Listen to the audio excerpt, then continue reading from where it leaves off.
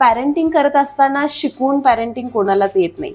आता तुम्हाला अनुभवातून आलेला आहे, पण बघायला गेलं तर अनेक महिला अशा असतात की त्यांना मूल का रडतं हे समजत नाही. आणि घरातील जसं तुम्ही म्हटलात, घरात आजी आजोबा असतील, आई वडील असतील, तर त्यांच्या अनुभवातून ते काहीतरी उपाय आपल्याला सांगतात. पण ज्यावेळी जसं नवरा बायको बाहेर असतात, नवीन बाळ असतं, त्यावेळी कळत नाही. तर अशी काही लक्षणं असतात का लहान मुलांची? म्हणजे या प्रकारे रडतोय तर पोटात दुखते म्हणून रडतोय, किंवा या प्रकारे रडतोय तर भूक लागली म्हणून रडतोय, असं काही असतं?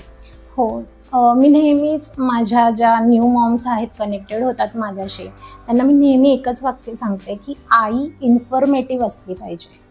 म्हणजे तिला आपण प्रेग्नेन्सीमध्ये म्हणजे फोटोशूट वगैरे करतो, तर एक वेळ तुम्ही ते नका करू, ते फोटोज कमी काढा, पण तुम्ही यूट्यूबवरती सर्च करा. आता इतकी माहिती अवेलेबल आहे. सर्च करा, बाळ का रडतं, बाळाला भूक कधी लागते, कधी दूध दिलं पाहिजे, त्याच्यासाठी कोणत्या कोणत्या गोष्टी करणं योग्य आहे. संपूर्ण व्हिडिओ पाहण्यासाठी स्मार्ट मराठीच्या YouTube चॅनेलला नक्की व्हिजिट करा.